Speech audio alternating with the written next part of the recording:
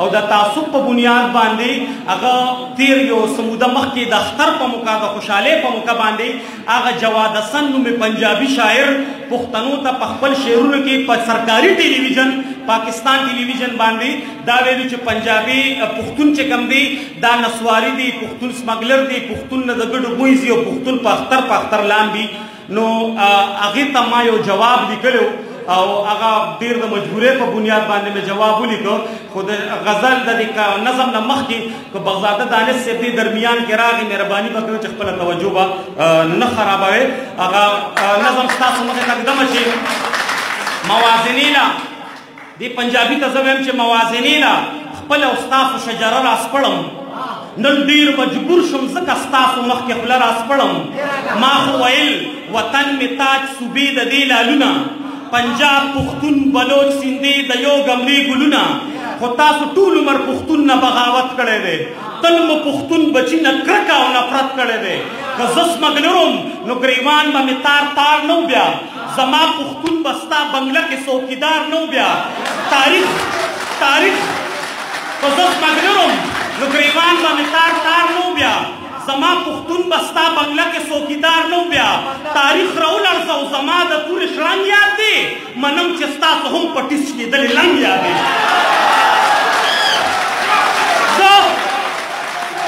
زه د دې خاورې وفادار او ملت پال پښتون یم، زه د دې خاورې وفادار او ملت پال پښتون یم، په دین مین یم، اسلام پال او مذهب پال پښتون یم.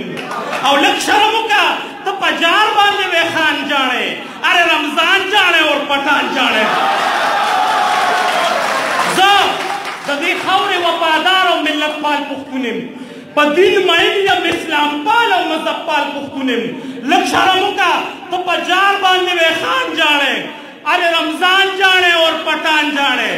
او د سر مسلم یم، زه د کیس عبدالرشید نوسی یم، د سر مسلم یم، زه د کیس عبدالرشید نوسی یم. تاریخ مې روڼ دی د خالد بن ولید نوسی یم. اوس راته ته د خپل پنځو پیړو احوال ووایه، شرمېږه مه، راته کیسه د درمسال ووایه. ته خو غلام ابن غلام د غزنوي پاتې، ته خو غلام د احمدشاه ابدالي پاتې، ته غلامۍ کې د مرخټو خلجي پاتې، ته خو غلام د شابودین بابا غوري پاتې. ما نه پرون منله، نه نن غلامي منمه، او نه د وخت فرعون نمرود ته سلامي منمه. او ما ته د خپله ګرمالا او کرنډۍ مبارک، ما ته د خپله ګرمالا او کرنډۍ مبارک، تا ته د خپله پهاشي رمنډۍ مبارک.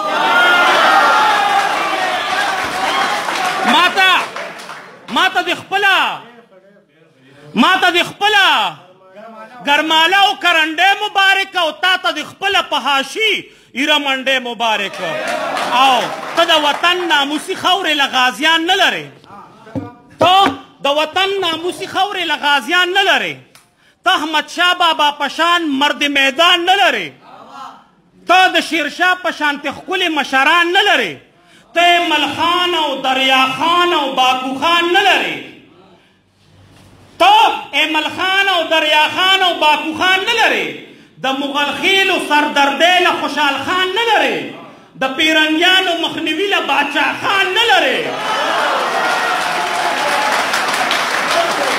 ته د وطن ناموسي خاورې له غازیان نه لرې، ته د وطن ناموسي خاورې له غازیان نه لرې، ته ملخان او دریاخان او باکوخان نه لرې، د دې وطن چې په کارګل ګواه د نر کرنل شیرخان نه لرې، د سپورټس او گیمز میدان کې ښه اتلان نه لرې، ته جهانگیر خان او جانشیر خان قمر زمان نه لرې، په هر زمان مرد بحران بریدی ځوان نه لرې. د سن 47 نه تر نن تا پاکستان وخوړه، او ما نه دې خاورې په زرګو افغان وخوړه.